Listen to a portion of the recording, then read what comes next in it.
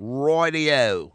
So the Sunday, September 8th, Week 1 NFL slate, we're going to start with the early games, the 1 p.m. game, and the second of the two that we highlighted in our fantasy for players to watch. The local team to us here, the Atlanta Falcons, are traveling up to Minnesota to take on the Vikings. It'll be on Fox. The Vikings are giving the Falcons 4, and the line is 48 points. I'm going to move the line a little bit, okay? Yes. Yeah. So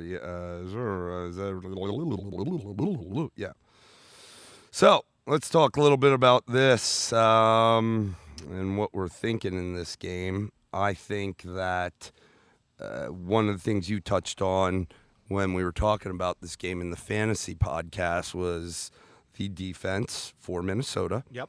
And home game, and I've said it over again.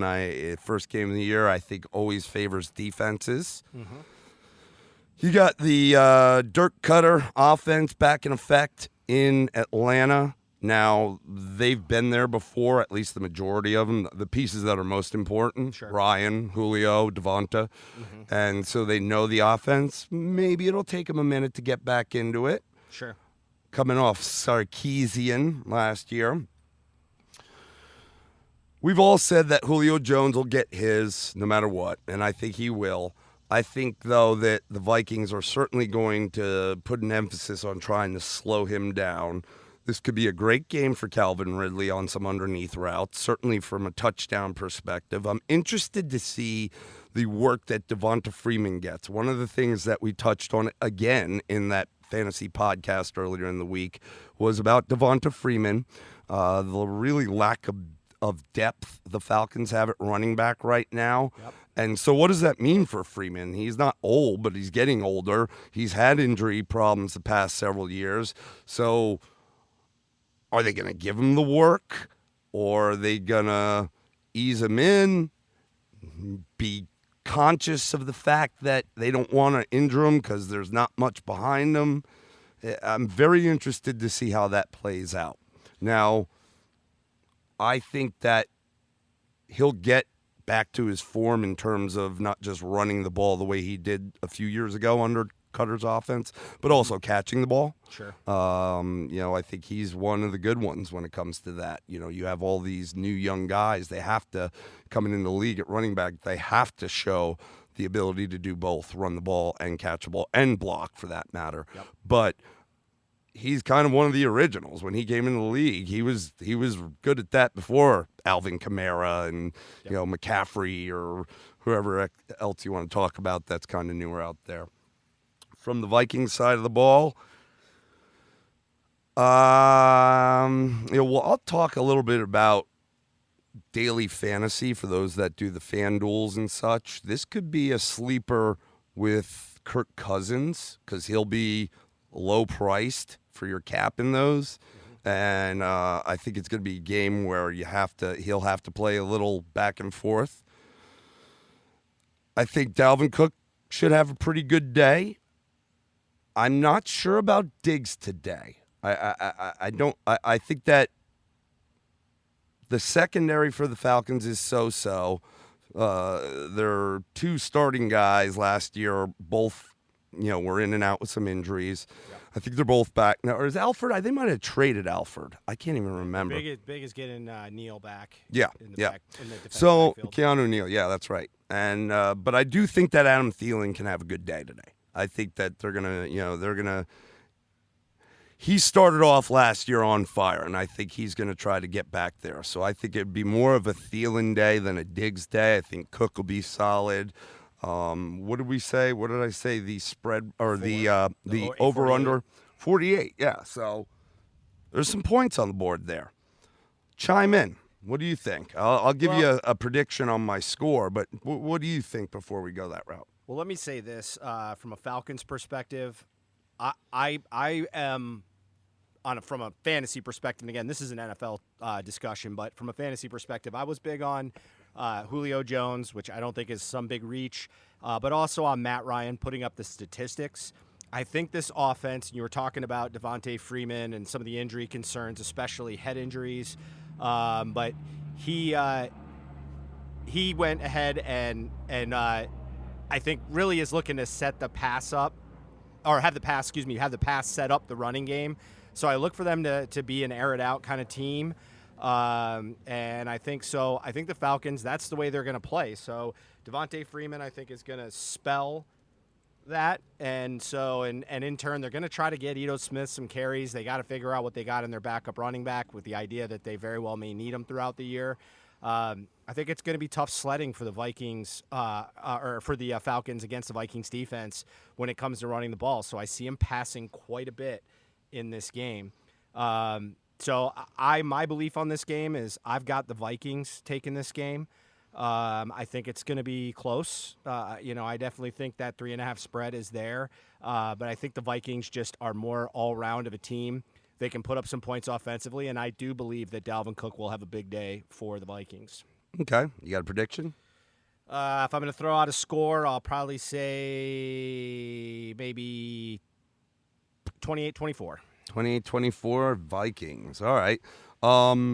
Yeah, I mean, I agree for the most part with all that, where I did say in the previous game that I'm usually more of the mindset that the offense takes less time to get going and it favors the defense. This is one of those games where you may see some hiccups. It's not going to be perfect, but I do think there is going to be more points on the board in this game. I think that going to Minnesota for the first game, and the issues really on the defensive side of the ball, the way things ended last year, and I think we touched on. I mean, Dan Quinn, the head coach, is a defensive-minded guy, came from Seattle under those great defenses, ran some great defenses under Pete Carroll, and when he took over the Falcons, he really put his stamp on the defense, and they look good. And over the past few years, he's kind of eased back on that and not really getting as much involved as he was. I think he needs to be more involved, and I'm hoping the defense will be better for the Falcons' sake, because the NFC South, again, could be the best division in football. But I still think that the defense of the Falcons is where their weakness is right now, and I think Dalvin Cook, I agree. I think he's set up to have a big year. I think they're going to really eat it up with him a lot, and, that is going to set up the Vikings pass. And like I said, I think it's going to be a Thielen day more than a Diggs day, so it's not going to be a dink and dunk day. That's Diggs. It's going to be downfield. I think in the end, the Vikings will win it, but I'm going to go a little higher score on this. I'm going to say maybe a 35-28, maybe a 35-31. Let's go there. Let's go 35-31. I say the Falcons will cover the spread, but they'll blow the over-under on this game. That's where I'm going. I think they're going to lose, but the spread, again, is 3.5. So, no, what did I say? You said 4. I'm 35. saying 3.5. Yeah, sorry. 35-31. So The Vikings will cover the spread. I am sorry. I can't do math. Okay? Well, that's actually a push.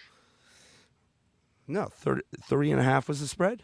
No, you said 4. I've got 3.5. Yeah. You're saying 4, but if it's 3.5, then they would cover. Yeah, then they would cover. Yeah, so I got 35 Vikings, 31 Falcons. They cover. Vikings cover the spread. The game covers the over/under. Unfortunately for the Falcons, they'll start off for a loss, but Minnesota's in a really tough division too, so they need it too. Yeah. They really need it. Yeah, and you saw some changes. Just to be aware of some of the changes that happened, we've talked about it before. Quinn has had to replace every one of his 3 coordinators. They did bring back a known entity in Cutter on offense, but they also have a new D coordinator, a new special teams coach, and the Vikings as well, after the DiFilippo experiment on offense, have gone with a new coordinator too as well. So interesting things to see. I look for the Vikings to try to protect Cousins with the running game.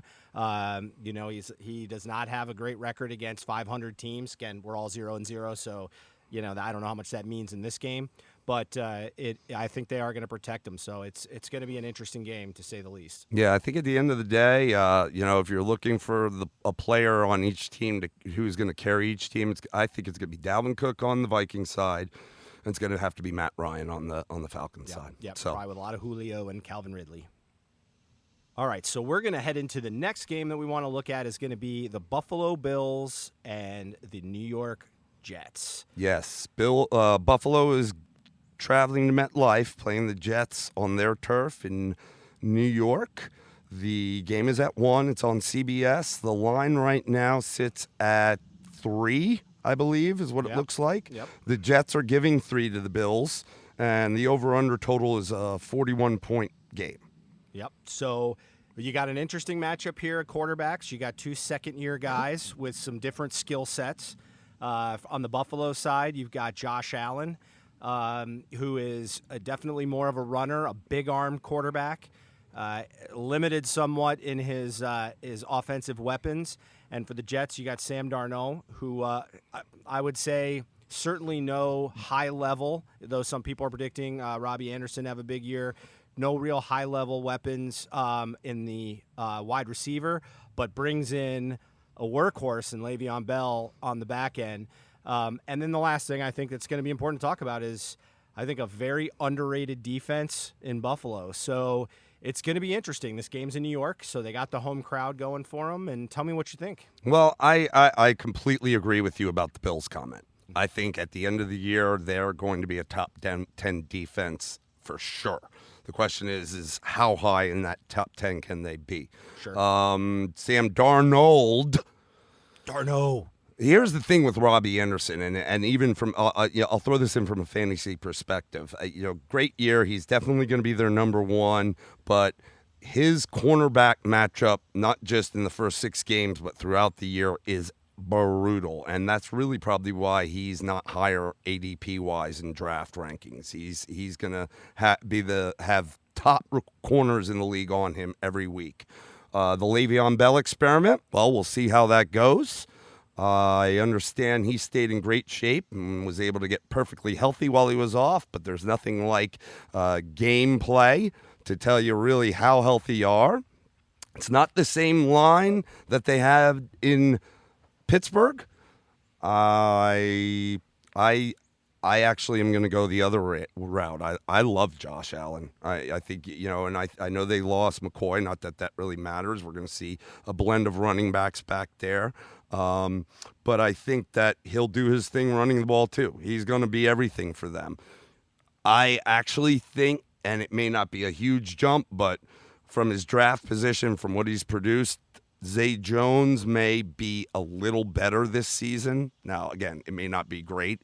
Fantasy-wise, he may not be much more than a wide receiver 3, maybe a wide receiver 4. But I do think he's going to be better and give Josh Allen more options this year. At the end of the day, I think that the Bills' defense is what's going to win the game for him. I understand the inklings, or that Darnold looks great in the offseason. He's going to come back. Things are going to be better. Another year in the system. Sure, absolutely.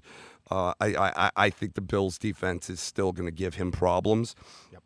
So the Jets giving Bills 3, obviously me taking the Bills shows that I'm going the other way on this thing. I will go. I don't think it's going to be a high-scoring game, but I will go.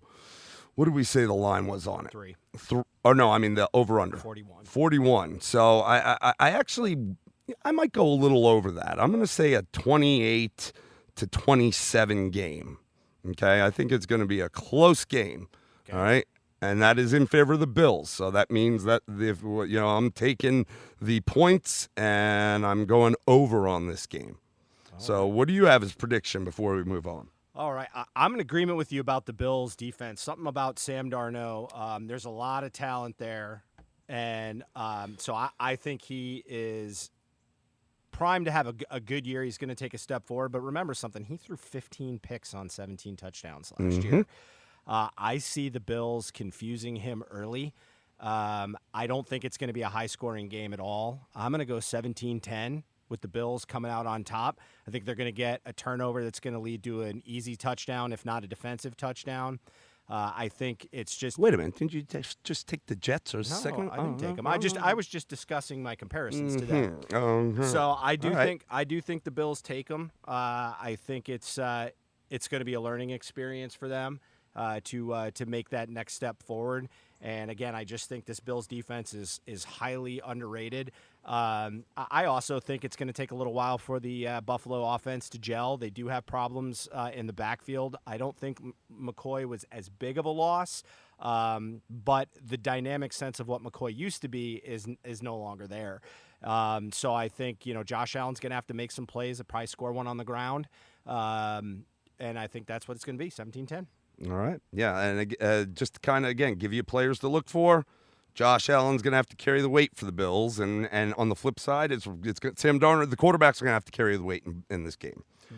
So we're going to move on to the next game, and that is the Washington Redskins at the Philadelphia Eagles, 1 o'clock on Fox. Keep in mind, when I say the station listing, it's not nationally televised for these games. It'll be on the channel I speak of, most likely in your area, unless there's some sort of blackout. But what we got here, a lot of people are predicting the Eagles to win the NFC East division again. The Eagles are giving the Redskins 9.5, and the over-under is 45.5 on this game. So here we go. Carson Wentz. Is he going to stay healthy all year? I think is my biggest question for the guy. Absolutely. I mean, the Eagles are a loaded team. Definitely, if not the deepest team in the NFL, one of the deepest, probably top 3 at all positions. The big concern is they let go of their Super Bowl hero. Nick Foles headed to Jacksonville.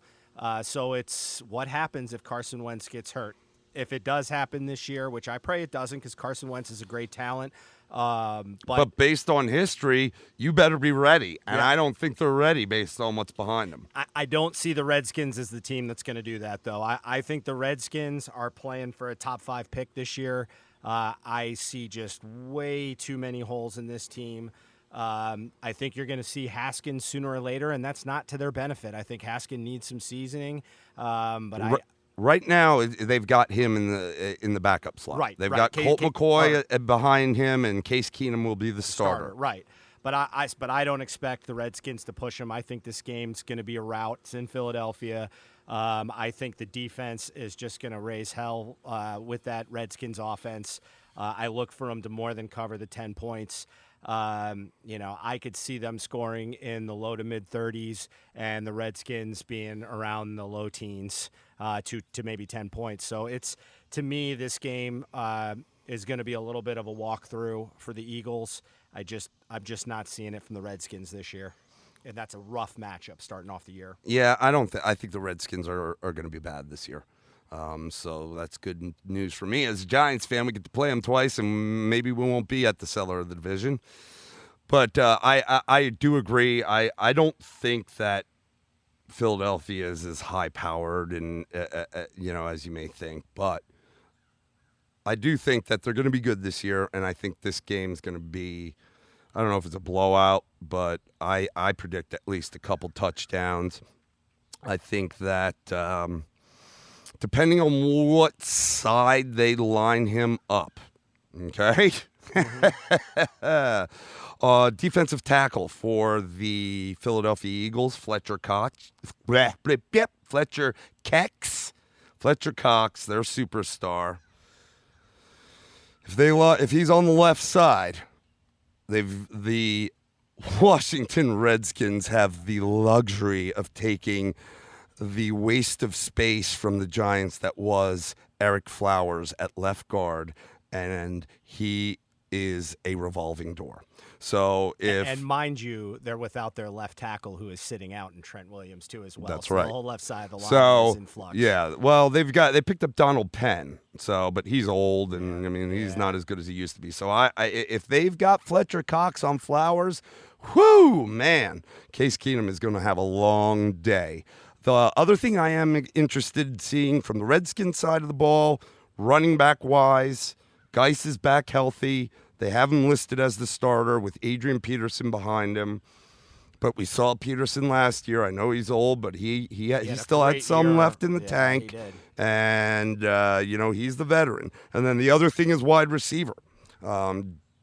tight end's a mess with Jordan Reed, Vernon, whatever you want there. They've got Trey Quinn, Paul Richardson, and then they have the new kid, Terry McLaurin from Ohio State. So I think if anybody might do something, I think it might be McLaurin. At the end of the day, I think the Eagles take care of business. I think they shut the offense down on the Washington side of the ball. I'm thinking maybe like a 27-6, something like that. Okay. So the Eagles do cover. They don't beat the spread, though, on that pick.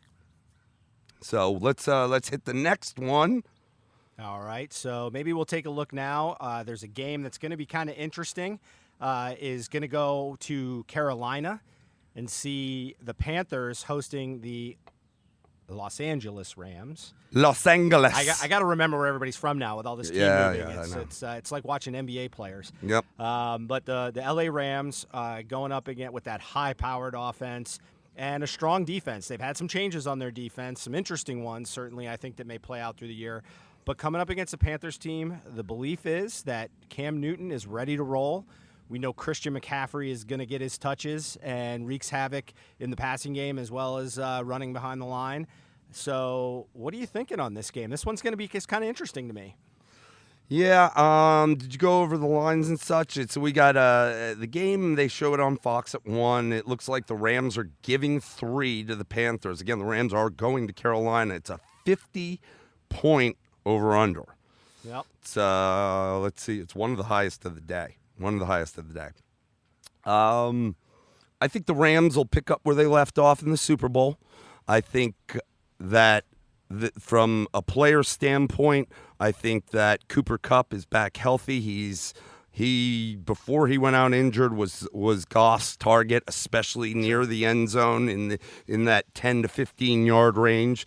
I think he's going to pick up where he left off. I love that kid. He's a target monster, and if they're in close, then they're going to go ahead and look for him. Yeah, and they can spread you out too. Yeah, and they can spread you out. I mean, they still got Cooks, Robert Woods. He's just solid in that mid-range game. They've got a receiver for everyone. They've got Kupp for the short range game, Woods for that mid-range game, and Brandon Cooks for the deep ball. Gerald Everett at tight end. I expected more from him last year. We'll see if he takes a step forward. Big question mark, obviously, in the Rams' backfield. I think Gurley, as long as he's healthy, from a fantasy perspective, slipped a lot in drafts. But if he's healthy, he's worth an RB1 all day. But if he's not, what's this Darrell Henderson going to offer? Okay? So we're going to see what happens there. On the Carolina side of the ball, man, I just think the Rams' defense is still very good, and I'm not sure if they're going to be able. Carolina's going to be able to keep up with them. I know McCaffrey will get his through the air and on the ground, but mostly on the ground, and I think they're going to key in on him. And then where does it go from there? So from that side of the ball, in terms of playmakers, I'm not as high on wide receiver for Carolina, DJ Moore, as I am for Samuel, for Curtis Samuel. I think Samuel will have a good year this year. I'm not sure about DJ Moore.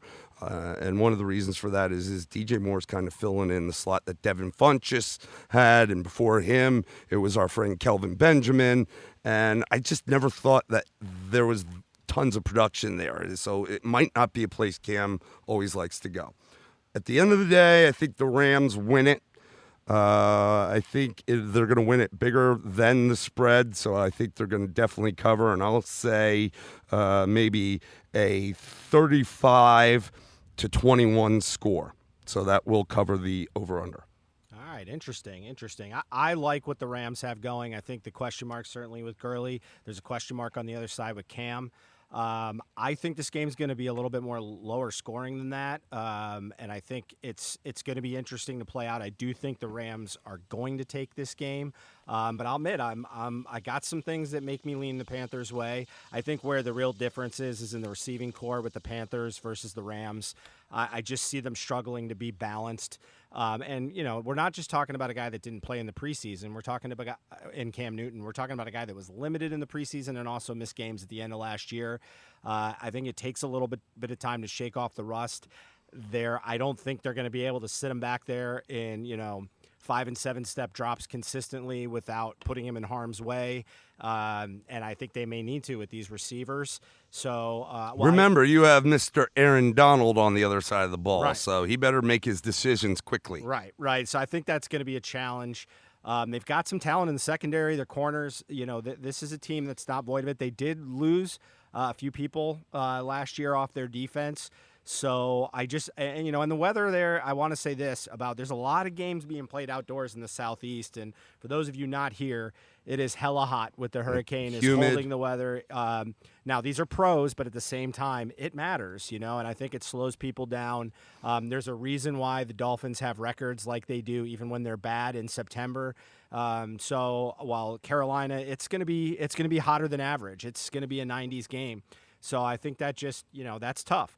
And it's hard to replicate that out in California, though there are some places where they can go. I think they actually are one of the teams that does their preseason at their actual stadium, if I remember correctly. I think they so, are. yeah. So, again, we'll see how that plays out. I would say the Rams are probably going to win more going to be like a 24-17 game. Because I think the Rams with an offense, like you said, defenses are generally ahead of the offenses. So it might take them a little bit of time to get going and see what happens with Gurley. But I do think the Rams take this one. Okay, so you got the Rams covering the spread, Yep. but we're not hitting the over-under on the game. Here's one quick thing I want to say, and we'll move on to the next one. Look, you and I'm about to be 44 years old, and though I think I still got it, and Cam Newton's much younger than I, though I think I still got it, in my mind I have it in the tank. The human body is the human body. Yep. And I'm not as in great shape or nutritionally sound as the guy, but he's getting older. Yep. And Cam's game is not Cam's game without him being able to run the ball. So, I don't know if he's going to make it all season again. I think it's just a matter of time again. He's a big guy, but again, the body is not the same as you get older, and he's going to take some licks, and I think he's going to end up on the sidelines this year. Maybe not the whole year. It might not be season-ending, but you'll see it. So that does concern and you've me. got Greg Olsen, who's had injury history. Yeah. The fact is they're going to have to get the ball out in order to protect him. So I think you're right on that. All right, real quick, next game. Baltimore Ravens, 1 p.m. at the Miami Dolphins. Like you said, here's a mid-Atlantic team going down to South Florida where it's going to be hot and humid. It's on CBS for the local channels. The line right now looks like Baltimore is giving a touchdown, giving 7 to Miami. I've got an over-under on the game of 37.5. It's actually the lowest over-under of the week. So go ahead. What do you think? We don't need to spend a lot of time on this because probably going to be, if the low over-under tells you anything, it's not going to be the most exciting game of the weekend. I'm going to go out on a pretty weak limb, and I'm going to tell you something about this just tells me the Dolphins take it. And they take it, I don't know about convincingly. I would say it's going to be a close game, but here's where I'm coming from. And what do the Dolphins have that they're going to take it? Okay, well let me throw a game at you last year. There was a game, the Tampa Bay Buccaneers last year, if you remember them. And I'm blanking on who they played all of a sudden. I just had it in my head. But you'll go look if we go back and look at last year in Tampa's first game, and I'm gonna figure it out for you. They went and played and ended up blowing out whoever they played, and God, it's killing me. And they did it with a certain quarterback who is starting for the Miami Dolphins. He knows how to play in that weather, and that's the Beard Man, Fitzmagic. To those of you that like him, now I know this guy is a love-hate guy. He's thrown for 400 yards in some games. In other games, he is a dumpster fire. I just think that South Florida thing happens. I think Miami, if anything, can game plan to confuse Lamar Jackson. And so I just think there's this shot. I don't know what it is. I'm not saying there's logic in that. I mean, pretty much I think if any team is tanking at this point, it's going to be the Miami Dolphins. But I just feel like they came out and they had, maybe it wasn't even week one, but they came out and they came out and just had a couple of big games at the beginning of the year. I just think that is going to happen again this year. So I'm going to go with the upset, and I'm going to say they're going to win 17-14. Oh, wow. Okay. And I think, and the last piece is I think Lamar Jackson's going to have a tough day. Well, I'm not going to spend a lot of time. I'm going to go complete opposite with you. I think it's going to be I think we're going to hit the over-under. I think it's going to stay under it. And I'm thinking maybe like a 21-13 victory for Baltimore. My boy from Clemson, Christian Wilkins, is on defensive side of the ball for the Dolphins. I hope he does great. He knows Lamar Jackson well.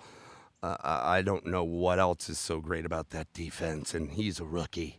So I actually am going the complete opposite. I think we talked about it in the fantasy podcast. I think bringing in Paul Johnson as a consultant on the offensive side of the ball out of Georgia Tech, a running team for the Ravens, I think that Lamar Jackson is going to go crazy. I think he's going to score at least 2 touchdowns with his feet, at least 2. And you may get 1 on the ground from Ingram, and I think he's probably going to go over 100 yards rushing. I'm sorry. I want to say I knew it was a really good team. It was last year when they beat the Saints. Yeah, that was at the beginning of the year. Yep, that was the beginning of the year. 48 points. It was a shootout. It was a shootout. I don't think it'll be a shootout, but I just think Fitzmagic's just going to give you that glimmer of hope. They though is the Bucks beat them. Okay, you're talking about Fitzmagic was on the Bucks, but now it's the Dolphins. It's a different team, and they just traded away one of their better offensive linemen and one of their receivers. I don't know what you want to call Stills if he's better, but I mean for them maybe. I don't think they have it. I think Lamar Jackson's gonna go crazy. Next game we're gonna cover is the Tennessee Titans. The Titans travel to Cleveland for the second-year revamped Browns. Did a lot of stuff in the offseason, obviously. It is 1 p.m. on CBS locally. Cleveland is giving 5.5 to the Titans. Over-under is 46.5. Go. All right, I'll come out with my prediction right away. I'll say the score is going to be 27-10 Cleveland. I think Cleveland's going to put on a show. They got a strong defense. Somewhat, I guess, in a way, in the shadows of the hype train with OBJ and with Baker Mayfield, Nick Chubb. I think their offense is going to be good. I think the Titans have a solid defense and are going to do everything they can to stay in the game. Cleveland's got to get it done this year. There's so much hype. This is their first chance this year to show their fans the cockiness of Baker Mayfield. I don't think there's a whole lot of belief in Marcus Mariota coming out of the Tennessee camp. I think Vrabel's on the line here. Mariota's certainly on the line. I don't see a whole lot from their passing game. Derrick Henry is going to have to run strong in that game. They do have Delanie Walker, but my feeling is that I think Cleveland's going to win this game, and the score may not even be enough of an indication of who got outplayed in this game. I think the Browns are going to take it. Okay. They replaced their offensive coordinator. We talked about it with the first game. LaFleur went to get the head coaching job with Green Bay. I think the guy that took over was Arthur Smith, I think is his name. Big Art. And apparently, there's going to be a lot more of Derrick Henry, which I hope so, because I think I have him on a fantasy team or two. But let's not forget, Deion Lewis is in that backfield, and before the start of last season, everyone was talking about him being the premier back. I got to see it from Henry. I certainly hope he does take over the role, but I do think they're going to share the load. I think this is going to be a blowout, and I think it's you said it, Cleveland, this is their time. I'm not super on the Cleveland train, but they certainly have had plenty of years at the bottom to stack up draft picks that are still there. And I think that they've made some good moves. I think that Odell Beckham will probably score a touchdown, but will be held to under 100 yards, maybe just under 100, certainly under 10 receptions. I think Landry will have at least 10 receptions, but may not score. I think Nick Chubb is going to have a day. I think he'll go over 100 yards rushing, might have close to 50 yards receiving. I think he's going to have at least one score. I think Baker's going to have a great day. I think on the opposite side of the ball, Titans are going to have a problem all around. I think that and it's not just because he's my Clemson boy. I think the guy that's going to get a lot of work in this game is Adam Humphries out of the slot. I don't think Corey Davis is that great. Delaney Walker's long in the tooth. That's a guy that Mariota looks for because he's like the dump off, but now he's got a capable young guy in Adam Humphries in the slot that I think he's going to look to. So I think it's going to be a blowout, my friend. I'm literally talking a 42-10, 42-14 type score. You got some college football scores. I think this one's going to be big. I think Cleveland covers, and I think we go over on the over-under. All right, so let's get into our final matchup, which is an intriguing one. This will definitely feature one side of the ball for each team, and that is going to be your Kansas City Chiefs heading out to Jacksonville. The spread on this game, the Chiefs are given 3.5 with a 51.5 over-under. So this one's going to be, obviously expectations are that the Chiefs are going to have an explosive offense. Certainly being favored on the road is a belief from Vegas. And again, let me just say this. Lines are not determined by who Vegas thinks will win the game, though it is amazing how close they get some of these games. But it has to do with where the betting's going to be to split the betting. But nonetheless, it is a belief that the Chiefs are going to be pretty high-powered against the Jacksonville defense that still boasts a lot of stars. They lost Telvin Smith in the middle, which I've talked about before, which I think is going to be tough for them. But they've still got guys like Jalen Ramsey, Bowie, out on the islands to cover some of these receivers, and so it'll be interesting. So it's kind of the matchup within the matchup. The Jaguars' offense, they hope, will have a new look from last year. Fournette getting in work, kind of went into exile. They obviously picked up Nick Foles. I think this game's going to be a little closer than probably most people do. You know, people are going to wait for Mahomes to throw for 5 touchdowns, I think is a belief kind of around the fandom world. But I think another thing to come into play is the weather they're going to play in. Again, it's in Jacksonville. It's an outdoor stadium. It is going to be hotter than Hades. Their expectations are the temperatures are going to be rubbing up close to 100 at game time. Certainly in the mid-90s. That is brutal to play in for anybody. So I look to see what's going to happen there. What are your thoughts? Yeah, I think it's going to be close the first half, and then I think towards the middle end of the second quarter, excuse me, I think that Kansas City is going to start to pull away. I think the second half will be all Kansas City. I think that Fournette he'll have a good day. I think he'll score. I don't know if he'll go over 100 yards. I think he's definitely going to see over 20 carries because I think they're going to try to slow Kansas City down and their aerial attack by eating clock by keeping the ball on the ground. From a quarterback standpoint, who's Jacksonville trotting out there? They got Mr. Nick Foles. So that should be interesting. Receiver-wise, on Jacksonville's side, I think for a season-long production standpoint, D.D. Westbrook will probably be the guy I'd lean on. But keep an eye on DJ Chark. Yep. Keep an eye on second-year LSU receiver DJ Chark. With Foles being as tall as he is and being able to get the ball downfield, Chark might be an interesting play. So, especially from fantasy or even from daily fantasy if you need a low-end receiver. On the other side of the ball, Mahomes, I think, is just going to come out and go. I don't think there's going to be a sophomore slump. I think it's going to be a tough day for Tyreek Hill. I think they will put Jalen. We talked about earlier. I think Jalen's going to step right out there and start to dig into him before the ball is snapped about not being suspended and him beating kids and women and all the whole 9 yards. Did you go over the line and the over-under? Yeah, line on the game is 3.5. Just to repeat that, and also, which is going. The Chiefs are given 3.5, and the over/under is 51.5. Okay, yeah, this is the higher one of the day. I think it's the highest. Oh, no, Houston, New Orleans. But so I do predict that Kansas City pulls away with this one.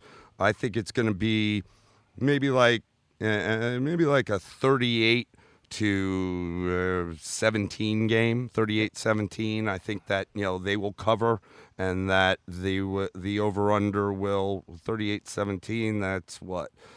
48. Yeah, they'll go over that. That's 43, I think, or 53 and 52. Or you have 51 and a half. So where I do think the production, and I'm interested to see the running game, and if there is going to be that running back by committee, I think Damian Williams will get most of the load, probably see close to 20 touches. I don't know over, but he'll do a decent job. I think Kelsey's going to have an awesome day. I think he'll have at least 2 touchdowns. I would have thought this game would be a little bit more entertaining defensively with Telvin Smith, because that would have been somebody that at least could have given Kelsey a run for his money. But I agree. I think Kelsey's going to have a big day. I think keep in mind, Miles Jack is still there at linebacker. Yep. And then they have Marcel Darius and Calais Campbell on the line. And then don't forget, they did draft Josh Allen, the high-flying tight end out of Kentucky.